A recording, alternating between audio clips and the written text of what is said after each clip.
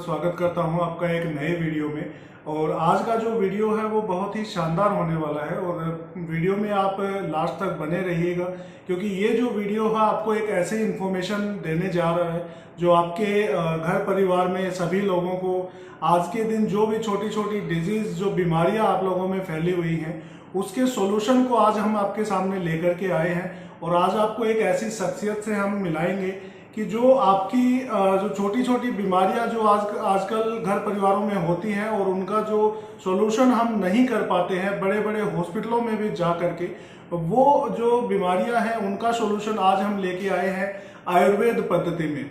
जी हाँ दोस्तों, आयुर्वेद पद्धति में यथासंभव हर बीमारी का इलाज जो है वो डॉक्टर सर आज हमें बताएंगे।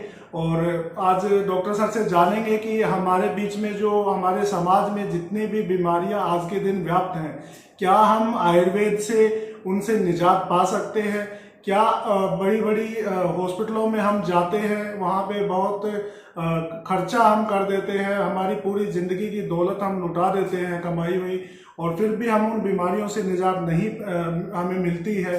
तो उसका सॉल्यूशन क्या आयुर्वेद में है। और आयुर्वेद एक ऐसी पद्धति है जो प्राचीन काल से चली आ रही है, और उसी सिलसिले को आगे बढ़ाते हुए मैं आज आपको एक ऐसी शख्सियत से, ऐसी छवि से मिलाना चाहता हूं जो अपने कर्म के साथ साथ एक समाज सेवा का काम भी कर रहे हैं।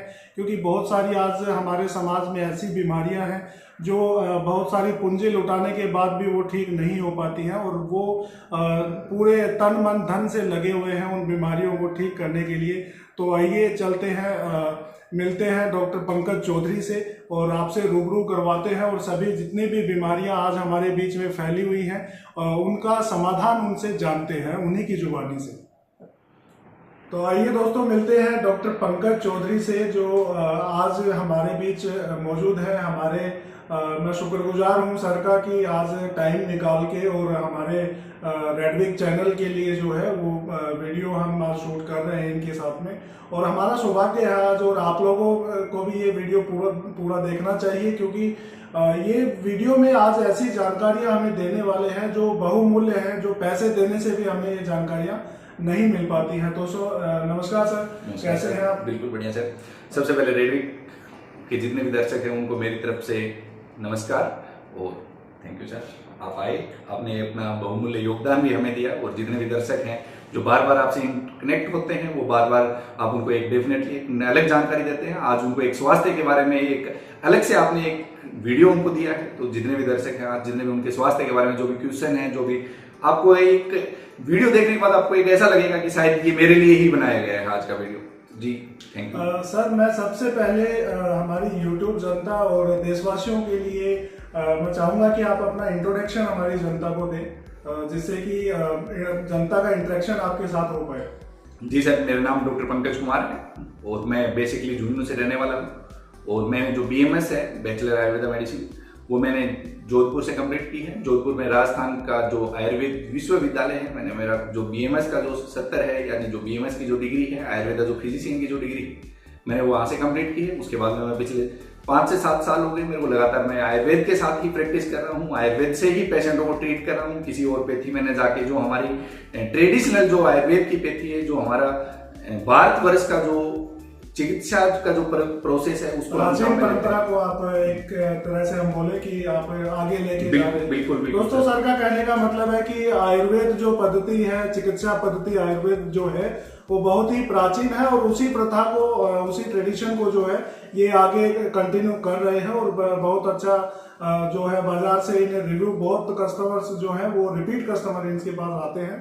और तो आगे बढ़ते हैं इस वीडियो में और जानते हैं। सर, आज मैं आपसे ये पूछना चाहूंगा अभी कि ये जो हॉस्पिटल हमारा जो है, इस हॉस्पिटल को आप कितने दिन से रन कर रहे हैं, और क्या कुछ इस हॉस्पिटल को थोड़ा सा ब्रीफ करके हमें बताइए कि यहाँ कस्टमर आए तो हम किस किस बीमारी से निजात पा सकते हैं, जो अभी रूटीन में रेगुलर अभी हमने देखा है कि हमारे रूरल एरियाज में, और इवन रूरल एरियाज में भी नहीं, सिटीज में भी काफी बहुत सारी ऐसी बीमारियां हैं जो मतलब आए दिन लोगों को परेशान करती हैं।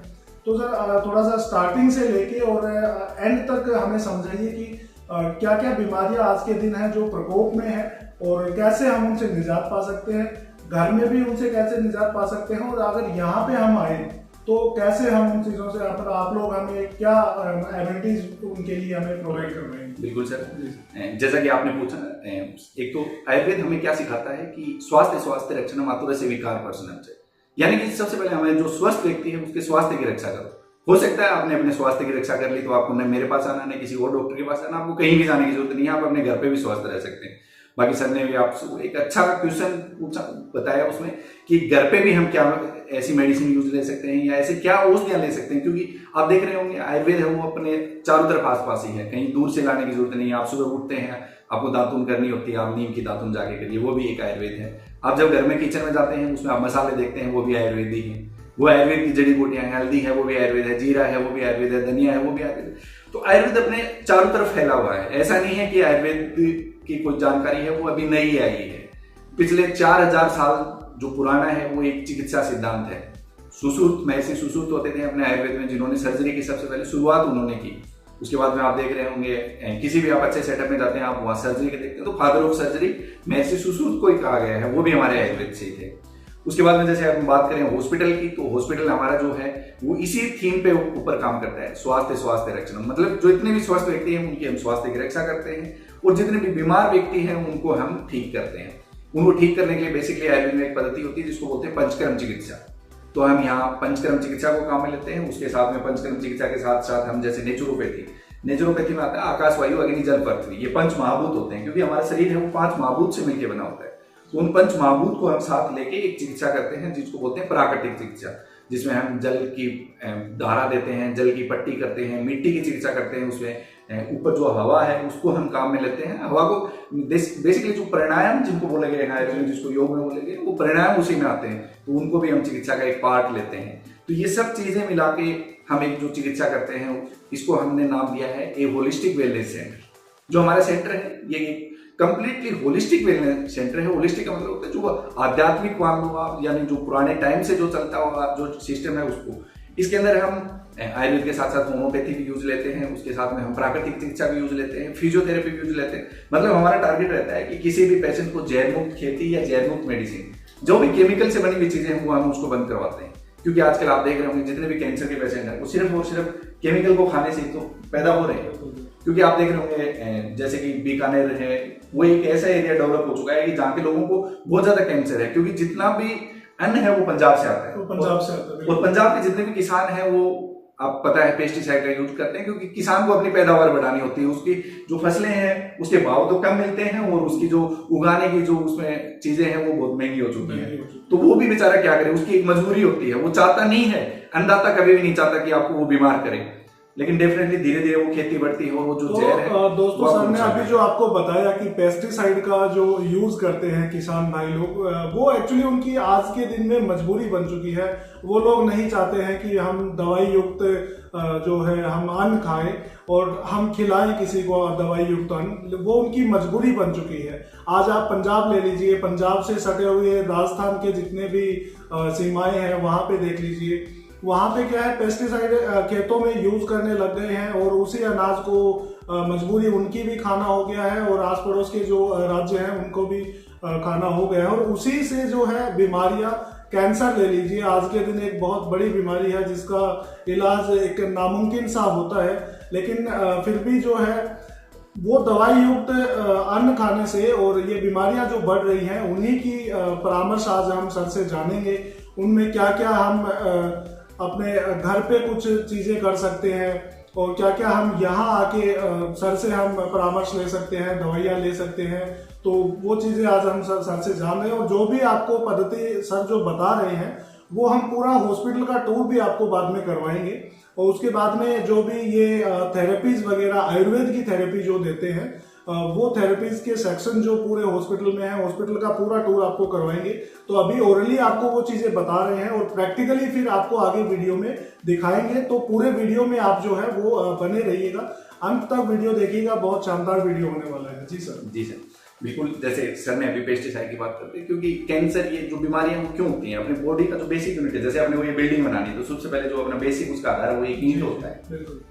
जैसे ही अपने भगवान ने अपना शरीर बनाया तो उसमें जो अपनी बेसिक चीज बनाई थी वो सेल बनाई है। कोशिका जिसको हम बोलते हैं, तो कोशिका से ही पूरा शरीर अपना बना रहता है। अगर अपने बॉडी की जो स्ट्रक्चर और फंक्शनल यूनिट है वो सेल होती है, जब वो सेल सही रहेगी तो बेसिकली हम कभी बीमार नहीं होंगे। अब उस सेल्स को कैसे ठीक करना है, जैसे हॉस्पिटल में हम बात करें तो कुछ प्रोसेस होते हैं, जैसे स्नेहन होता है, स्वेदन होता है, जैसे अभ्यंग होता है। यहाँ पेशेंट आता है उसको सबसे पहले बॉडी की मसाज देते हैं। लोग आते हैं कि यार पता नहीं मैं तो कैंसर बीमारी लेके आया था, मेरे कुछ यानी अस्थमाटिक प्रॉब्लम थी, मेरे को जॉइंट पेन थी, मतलब जितने भी पेशेंट आते हैं उनका पहला जो प्रोसेस होता है वो अभ्यंग का होता है।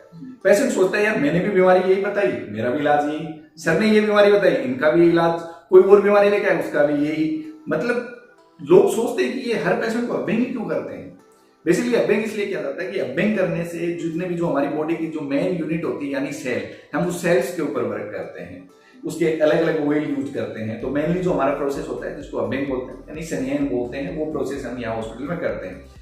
99% जो बीमारियां हैं यानी 90% बीमारियां, आपका कहने का मतलब सर, एक्सक्यूज मी, आपका कहने का मतलब है कि जो भी यहाँ पर आपके पास पेशेंट आते हैं तो शुरुआत में आप उनको एक एज ए थेरेपी देते हैं कि उनकी मसाज करते हैं, मसाज, जिससे उनकी नर्व्स जो ब्लॉकेज रहती है वो एक्टिव हो जाती है। आपका कहने का मतलब आई थिंक ये है। ये जी, उसकी जो नर्व है वो एक्टिव हो जाती है, उसकी सेल्स एक्टिव हो जाती है। मेन बात है सेल्स की है सर, क्योंकि जितनी भी सेल्स एक्टिव होंगी तो डेफिनेटली उसकी जो सेल से टिश्यू बनते हैं, तो मतलब बेसिक यूनिट पे उसके काम किया जाता है।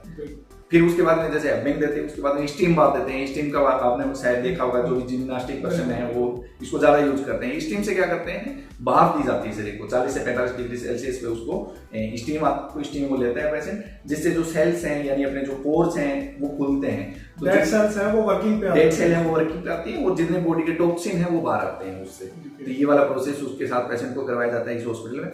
उसके अलावा पंचकर्म के जो 5 मेन कर्म है, जैसे वमन है, विरेचन है, बस्ती है, 2 टाइप की बस्ती होती है, और उसके अलावा नस्य है। ये प्रोसेस पेशेंट को साथ साथ जो मेन पंचकर्म के प्रोसेस हैं वो पेशेंट को दिए जाते हैं। ये अलग अलग डिजीज में अलग अलग होते हैं। जैसे आयुर्वेद है वो बेसिकली 3 दोषों पे निर्धारित रहता है, वात, पित्त और कफ। आयुर्वेद में इसका क्रम भी बताया है। जब छोटा बच्चा होता है यानी कि बच्चे की एज है वो 10 साल तक होती है, यानी 10 से 14 साल तक होती है, तो उसमें कफ है वो प्रधान दोष होता है। तो आपने ज्यादातर बच्चों को देखा होगा, आपको न्यूमोनिक कंडीशन ज्यादा मिलेगी, जुकाम बार बार होती है उनको। 14 साल से लेके और लगभग 30-35 साल तक जो एज होती है उसमें पित्त दोष है वो ज्यादा होता है। तो आप देख रहे होंगे जो हमारे हम उम्र के जो लोग हैं उनको पेट से रिलेटेड ज्यादा प्रॉब्लम मिलती होगी। 35 साल के बाद में वात दोष बढ़ने लग जाता है। तो जितने भी आप एज पर्सन देखते होंगे उनमें दर्द ज्यादा मिलता है, वात जहां भी शरीर में होता है वो पेन करता है।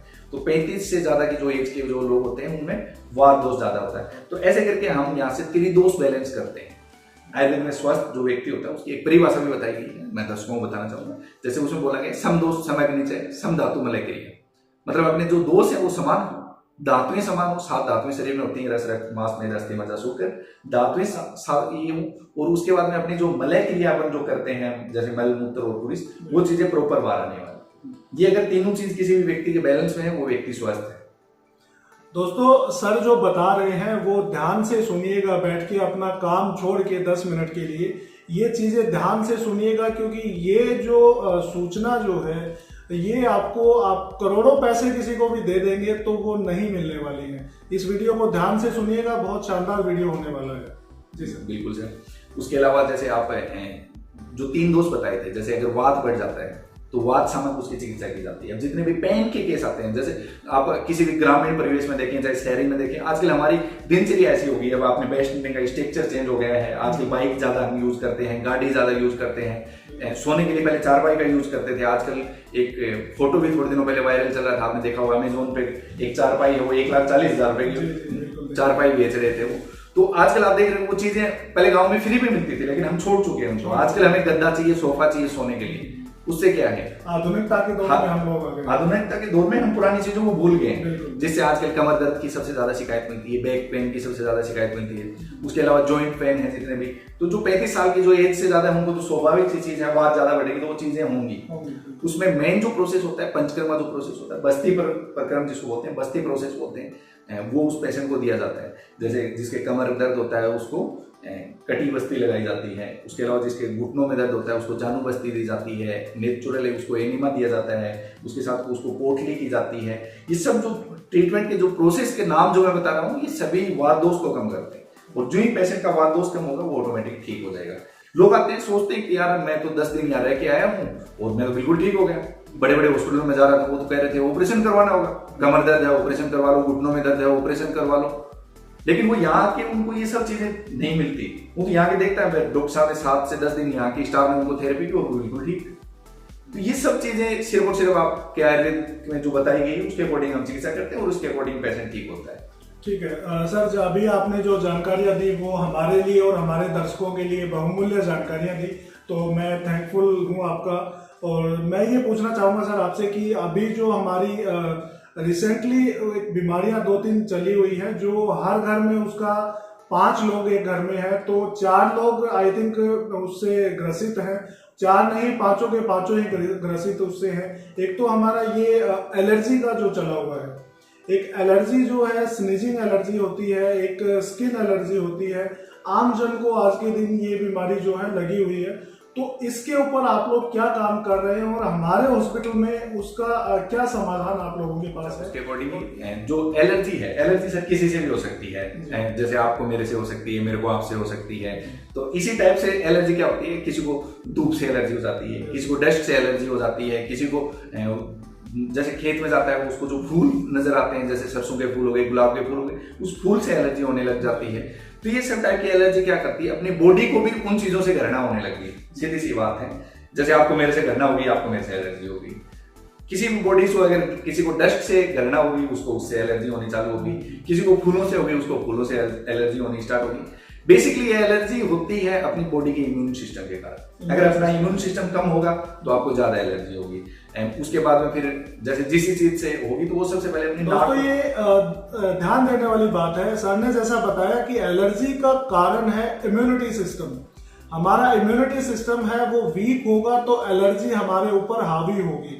तो इसका एक सिंपल सॉल्यूशन ये है कि हमारी इम्यूनिटी है उसको हम बरकरार रखें, खाना पीना अच्छा करें, जंक फूड ना खाएं, और भी काफी सारी चीजें हैं नहीं खाने वाली, वो सर आपको बताएंगे आगे वीडियो में, तो वीडियो में बने रहिएगा। बिल्कुल सर, एलर्जी के लिए जैसे बेसिकली हम ट्रीटमेंट देते हैं, तो हम पेशेंट को 15 से 20 दिन 1 महीने का ट्रीटमेंट देते हैं, जिससे बिल्कुल क्योर हो जाता है। वो 3 साल 4 साल 5 साल तक। और होता क्या है, एलर्जी होती है उसको बार बार छींक आती है, उसके लंग्स में भी प्रॉब्लम आने लग जाती है, धीरे धीरे एलर्जी दमा में बदल जाती है, अस्थमा में बदल जाती है। जो वो अस्थमा में कन्वर्ट होती है तो लोग कहते हैं आपको दमा हो गया। अब दमा तभी ठीक होगा जब आपका दम निकलेगा। लेकिन ऐसा नहीं है दोस्तों। अगर आप 10 से 15 दिन या 20 दिन 1 महीने तक आप ट्रीटमेंट लेते हैं तो लोग क्या करते हैं, पंप देना स्टार्ट कर देते हैं उनको, फिर पेशेंट को एक तरह से एक अलग ट्रीटमेंट पे ले जाते हैं। हम बेसिकली क्या करते हैं, उस पेशेंट को सबसे पहला काम करते हैं इम्यूनिटी बढ़ाओ। इम्यूनिटी के साथ साथ उसको सपोर्टिव मेडिसिन दी जाती है। उसके अलावा पंचकर्म के जैसे कुछ प्रोसेस है, नस से प्रोसेस है, उसमें नाक में हम अणु जो तेल होता है उसकी जो ड्रॉप है, आपने अगर कोविड में भी देखा होगा शायद, कोविड के अंदर जब सांस नहीं आ रहा था या ऐसी प्रॉब्लम होती थी, अणु तेल का नस से करते थे। वही प्रोसेस हम करवाते हैं, हम प्रॉपर नस से करवाते हैं पेशेंट्स को।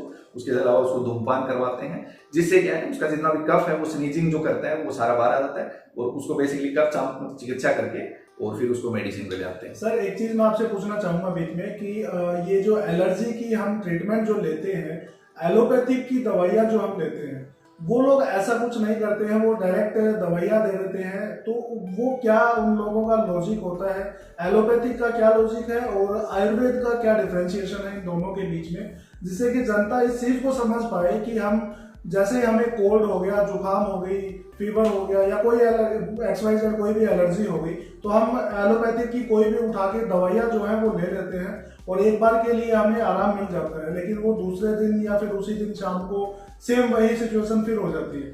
तो आयुर्वेद में और एलोपैथ में जो है वो क्या डिफरेंशिएशन है और कस्टमर को आप क्या प्रेफर करेंगे कि इन दोनों में से क्या बेस्ट है, और बेस्ट है तो क्या रीजन क्या है उसका बेस्ट होने का? बिल्कुल सर, बहुत अच्छा क्वेश्चन सर ने अभी किया है। दोनों में एक सीधा सा डिफरेंस है। एलोपैथी जो ट्रीटमेंट करता है वो सिम्टोमेटिक करता है, सिम्टम के ऊपर ट्रीटमेंट करता है। आयुर्वेद जो ट्रीटमेंट करता है वो सिस्टमेटिक करता है, सिस्टम के ऊपर वर्क करता है। जैसे आपको बुखार आई या सर ने एलर्जी का एग्जाम्पल दिया, कोई भी आपको बीमारी हुई, पेन हो गया आपको, तो एलोपैथी ये कहेगा आपको पेन हो रहा है, आप दर्द की टेबलेट ले लीजिए। फिर दर्द की टेबलेट से आपको कोई साइड इफेक्ट आ गया, आप उसकी टेबलेट ले लीजिए। उससे आपको एक साइड इफेक्ट आ गया, आप उसकी टेबलेट ले लीजिए। मतलब एक तरह से आपका सिर्फ और सिर्फ जो सिम्टम आपका बॉडी इंडिकेट करती है उसका आपको ट्रीटमेंट दिया जाता है। अगर आपको एलर्जी होगी, आपको छींक आ रही है तो छींक रोकने के लिए आपको टेबलेट दे देंगे। आपको स्नीजिंग हो रही है, स्नीजिंग रोकने के लिए आपको टेबलेट दे दी जाएगी। तो सिर्फ और सिर्फ आपका जो सिम्टम जो आपका कह रहा है उसके अकॉर्डिंग आपको ट्रीटमेंट दे दिया जाता है। आयुर्वेद ये कहता है नहीं, आप सिम्टम के ऊपर ट्रीटमेंट मत करें, आप सिस्टम के ऊपर वर्क करें। उसको एलर्जी बार बार क्यों हो रही है, उसको बुखार बार बार क्यों हो रही है, उसको फीवर बार बार क्यों हो रहा है, जो है उसके ऊपर उस आप सिस्टम के ऊपर वर्क करते हैं। जैसे बहुत बार एक एग्जांपल आपने सुना होगा कि आपके पैर में एक कांटा लग गया और बार बार आप दर्द की टेबलेट खा रहे हैं, सुबह उठिए आपने दर्द की टेबलेट खाई, अगले दिन आप फिर उठे आपने दर्द की टेबलेट खाई, पूरे दिन आप आराम रहते हैं, शाम को आपको फिर दर्द होता है। कई दिन आपने 20-25 दिन बाद में आपने सोचा यार कभी चेक करके देख लो मैं इसमें कुछ हो तो नहीं, आपने देखा आपको वहां कांटा मिला, आपने उसको उखाड़ा और बाहर फेंका, अगले दिन आपका दर्द ठीक।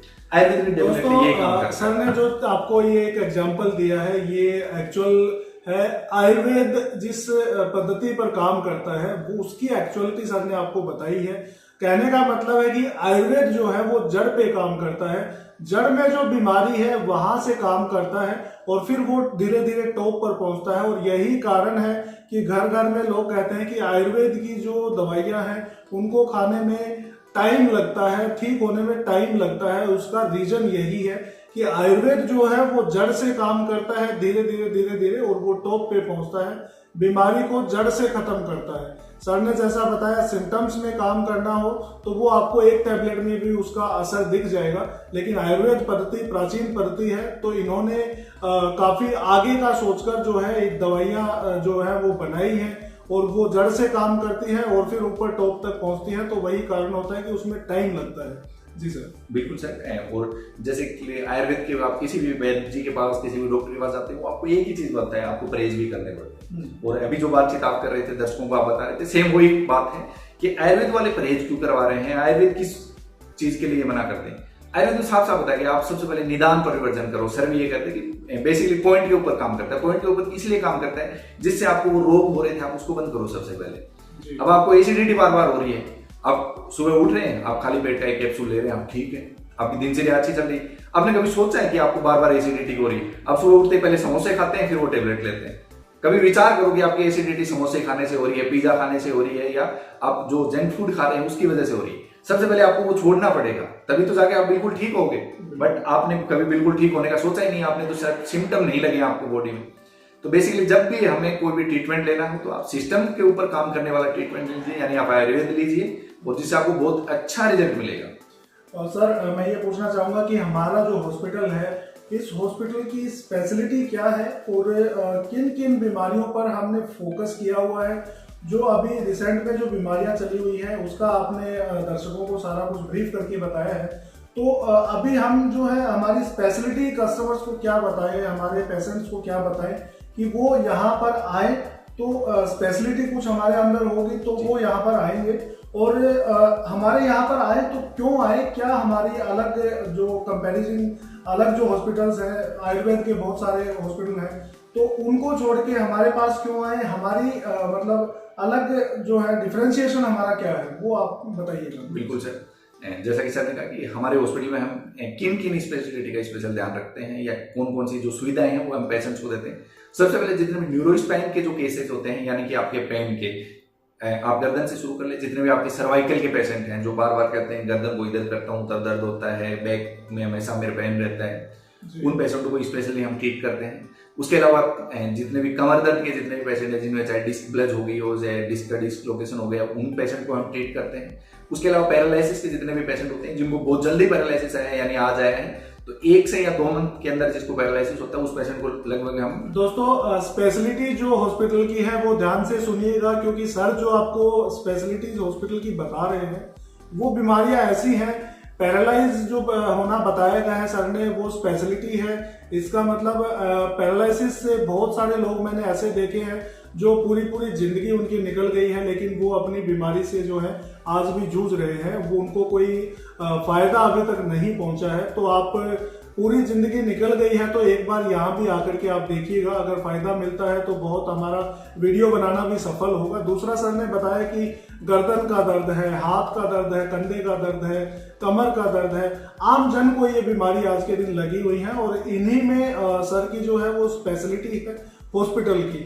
तो उन्हीं चीजों को आगे बढ़ाते हुए सर से और जानकारी हम लेते हैं। जी सर। बिल्कुल सर, जितने भी पेन मैनेजमेंट हो गई, यानी इनको न्यूरोस्पाइन थेरेपी जिन तो बोलते हैं, ये सब चीजें हम क्योर करते हैं।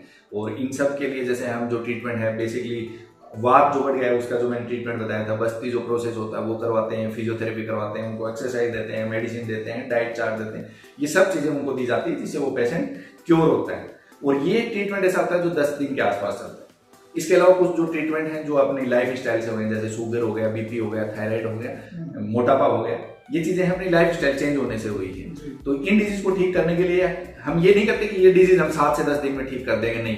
इन डिजीज को हम 3 से 4 दिन 5 दिन में पेशेंट को हमारे पास बुलाते हैं और उनको इन डिजीज को हम रिवर्स करके दिखाते हैं। ठीक है सर, हमारी जनता को हम बताना चाहेंगे कि हमारे अगर वीडियो के माध्यम से, हमारे चैनल के माध्यम से हॉस्पिटल अगर कोई भी पेशेंट विजिट करता है तो क्या उनके लिए कोई भी हॉस्पिटल की तरफ से एक्स्ट्रा कुछ छूट मिलेगी, ऐसा कुछ अगर है तो आप प्लीज।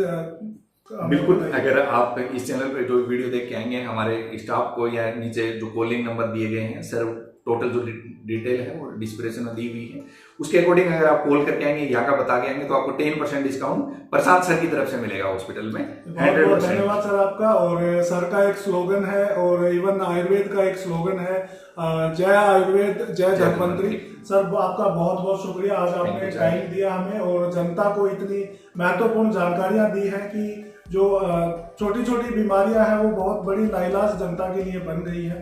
तो दोस्तों आप लोग जरूर हॉस्पिटल विजिट कीजिएगा। बिल्कुल सर, आप पर्सनली मेरे से कांटेक्ट भी कर सकते हैं, सर ने नीचे जो नंबर दिया गया है। उसके अलावा मेरा भी यूट्यूब चैनल है डॉक्टर पंकज आयुर्वेदा, आप उसको भी जाके सर्च कर सकते हैं। उसमें अपने हॉस्पिटल के जो भी ट्रीटमेंट हमने किए हैं, जो भी वीडियो है, हमने किस टाइप से पेशेंट को ट्रीटमेंट किया है, थेरेपी दी है जिससे वो ठीक हुआ है, वो सब आप उन पे देख सकते हैं। उसके अलावा अगर आप हमसे कांटेक्ट करना चाहते हैं तो दिए गए नंबर पे आप संपर्क कर सकते हैं, हॉस्पिटल के बारे में पूछ सकते हैं। और आज जो सर ने आपको जितनी भी जानकारी हमको और आपको एक रूबरू होने का एक मौका दिया है, उसके लिए हम सर का बहुत बहुत धन्यवाद करते हैं। और उसके अलावा जितने भी व्यूअर हैं उन सभी को मेरा प्यार भरा नमस्कार। Thank you.